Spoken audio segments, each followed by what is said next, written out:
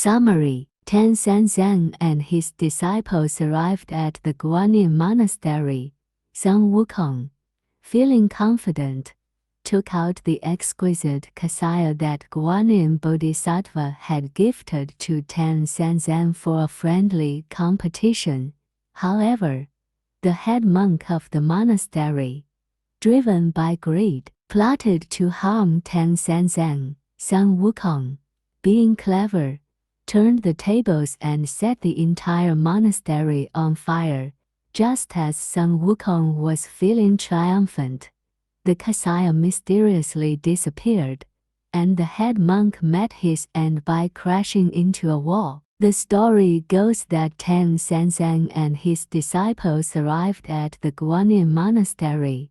The head monk of the monastery heard that a venerable monk from the great Tang had come and went out to greet them.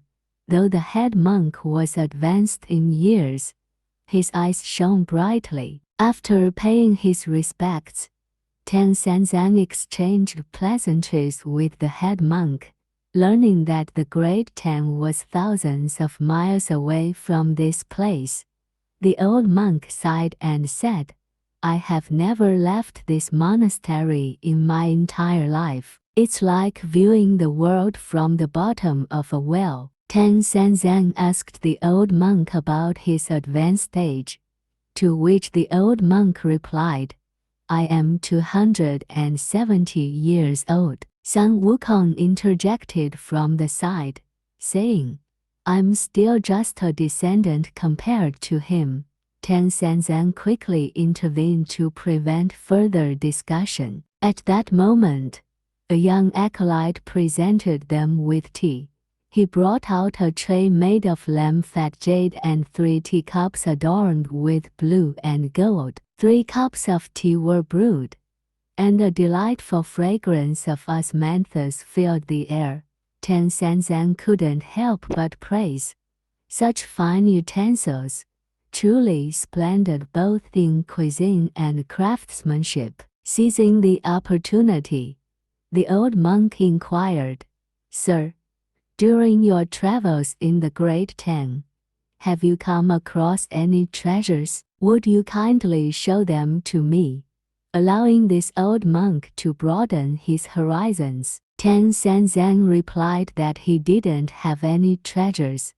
But Sun Wukong chimed in, saying, "Master, isn't the Kasaya in your bundle a treasure? Why not take it out and show it to them?" As soon as the Kasaya was mentioned, the old monk and the other monks couldn't help but wear mocking expressions on their faces. Sun Wukong became irritated, and the old monk added, "To consider a Kasaya as a treasure is rather amusing. Here in this monastery, we have 700 or 800 of them." The old monk, reveling in the moment, ordered his disciples to open the storeroom and bring out 12 large cabinets. The old monk instructed his disciples to shake out and display each Kasaya, inviting Tang Sanzang to take a look. Indeed, the room was filled with exquisite and luxurious Kasayas, adorning the walls with splendid silk fabrics. After inspecting them one by one, Sun Wukong laughed and said, very well, put them away and take a look at ours." Tang Sanzang pulled Sun Wukong aside and whispered, "Disciple, let's not compete with others in matters of wealth. We are on this journey alone, and I fear any misstep could lead to trouble. Moreover, rare and intriguing items, if seen by those who are greedy and deceitful, may bring about misfortune. It's best to be cautious." Sun Wukong, being one to never back down, waved his hand and assured his master, Don't worry, I've got everything under control." Without further ado, he hastily went to unpack the bundle. After peeling away 2 layers of oiled paper and shaking out the Kasaya, The room was filled with a red glow and the courtyard with colorful radiance. The Kasaya was adorned with rare pearls and precious Buddhist relics, truly remarkable and seldom seen. The old monk and the other monks were left dumbfounded, exclaiming, "How can this worldly splendor compare? This is clearly crafted by heavenly immortals." The old monk's eyes lit up, and he approached Tang Sanzang, kneeling at his feet, tears streaming down as he said, "My vision has become dim, and I failed to see clearly. I am truly undeserving of any connection with the Buddha." Tang Sanzang suggested lighting a lamp to examine the Kasaya more closely. But the old monk replied, "With a lamp, it becomes even more dazzling and harder to examine closely." Sun Wukong, sensing some suspicion, deliberately asked, "How would you like to examine it then?" The old monk asked if it would be possible for him to take the Kasaya to the back room and examine it closely throughout the night, returning it in the morning. Tang Sanzang, feeling anxious, turned to look at Sun Wukong, with a gaze that seemed to say, "It's all your clever idea." Sun Wukong winked at his master and said with a smile, "What's there to be afraid of? Let him examine it." Tang Sanzang was about to continue trying to stop it, but Sun Wukong had already handed the Kasaya over to the old monk. The old monk was overjoyed and immediately ordered one of the young acolytes to carry the Kasaya to the back room, the abbot's quarters. He then instructed the monks to prepare a sumptuous vegetarian meal and immediately arranged comfortable sleeping quarters for the two esteemed guests. His attentiveness and hospitality were beyond words. After Tang Sanzang and his disciples had rested in the meditation hall, the old monk hurriedly returned to the back room, the abbot's quarters. Seeing the Kasaya once again, the old monk couldn't help but alternate between tears and laughter, leaving the nearby monks bewildered by his emotional display. A monk named Guanyin, who seemed to grasp the situation, asked the old monk, "Master, are you sad because this Kasaya is not truly yours?" The old monk joyfully responded, "Good, good, good. I'm just thinking of a way to handle this." Guanyin whispered a few words into the old monk's ear, and the old monk nodded repeatedly in agreement. Guanyin left and quietly gave instructions to 70 or 80 attendants. After a while,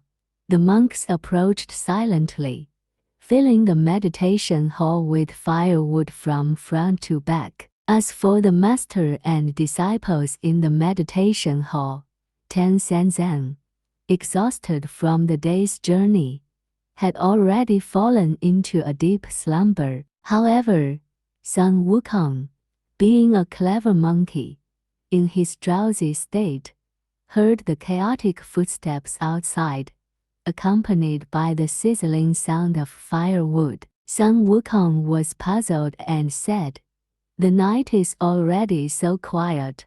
What's that sound? Could it be that there are thieves plotting to harm us?" In a quick motion, he got up and quietly approached the window, his fiery golden eyes peering through the gap in the window to observe what was happening outside. After a clear and distinct view, Sun Wukong sneered, "What a treacherous monk! You really intend to harm us? I'll employ a trick within a trick to make you recognize my abilities.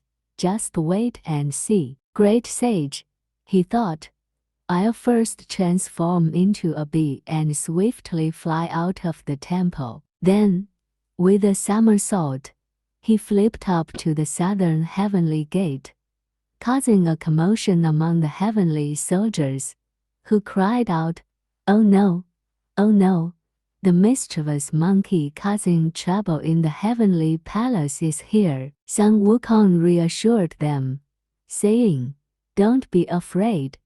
Don't be afraid. I've come to see General Broad-Eyed Heaven." General Broad-Eyed Heaven came out to meet him, and Sun Wukong quickly said, "Tang Sanzang has encountered wicked people on his journey, and they want to set him on fire. It's extremely urgent. Please lend me the fire avoidance robe immediately." General Broad-Eyed Heaven was puzzled and said, "If there's a fire, shouldn't we be using water to put it out? Why do you need the fire avoidance robe?" Ignoring his questioning, Sun Wukong persistently urged the general, so he eventually handed over the fire avoidance robe to him. Sun Wukong flew back to the monastery and first covered the meditation hall with the fire avoidance robe. He then went to the abbot's quarters and sat down, taking special care of the Kasaya. After a while, the fire blazed up, and Sun Wukong recited a spell, inhaling a breath and blowing it toward the ground. In an instant, the 3 Guanyin monasteries were engulfed in flames, turning everything bright red. The monks rushed around, grabbing buckets, carrying chests, and shouting in the courtyard in a state of chaos. Little did they know, the fire had alarmed the various beasts and monsters inhabiting the mountain located about 20 miles to the south of the monastery. This mountain was called Black Wind Mountain, and within it, there was a cave known as the Black Wind Cave. The king of the cave was alarmed and exclaimed, "These monks are in big trouble. I'll go and save them." The demon king soared through the clouds and dived straight into the smoke and flames below. But when he arrived at the back of the abbot's quarters, he found no fire. Instead, there was a person standing on the roof ridge, surveying the surroundings. The demon king hurriedly entered the room to take a look but found no one inside. However, he did spot a green felt bundle on the table. The demon king untied the bundle and found a Kasaya inside, which was indeed an extraordinary treasure of the Buddhist tradition. Being tempted by the allure of wealth, the demon king abandoned the firefighting effort, took the Kasaya, and hurried back to Black Wind Mountain while the person on the roof remained unaware of the theft. Why didn't Sun Wukong notice? It was because he was completely focused on monitoring the progress of the fire in the direction of the meditation hall, allowing the demon king to take advantage of the situation. The fire raged on until the break of dawn, leaving the entire monastery in ruins with broken tiles and crumbling walls everywhere. The monks wept and cried out in injustice, sifting through the ashes to salvage whatever little remained from the fire. Sun Wukong, in his bee form, flew back to the southern heavenly gate and returned the fire avoidance robe. Unnoticed by others, he stealthily returned to the meditation hall just as Tang Sanzang was waking up. Tang Sanzang put on his clothes and stepped out of the room, his face immediately changing color. He exclaimed, "Disciple, what has happened here? Could it be that there are ghosts at play?" Sun Wukong recounted the events of the night to Tang Sanzang, who became frantic and exclaimed, "Oh no, oh no, what about the Kasaya?" Sun Wukong reassured his master that everything was fine, explaining that the abbot's quarters had not caught fire. As he spoke, he led Tang Sanzang toward the back room. When the monks saw these 2 individuals, they were terrified, and one by one, They cried out in fear, exclaiming, "Vengeful spirits seeking retribution have arrived! Vengeful spirits seeking retribution have arrived!" Sun Wukong shouted sternly, "What vengeful spirits? Return my Kasaya immediately." 2 bold monks stepped forward and said, "Sir, you were already burned to death in the meditation hall. Now you're here to ask for the Kasaya. Are you human or ghost?" Sun Wukong instructed them to go to the front of the meditation hall to see for themselves.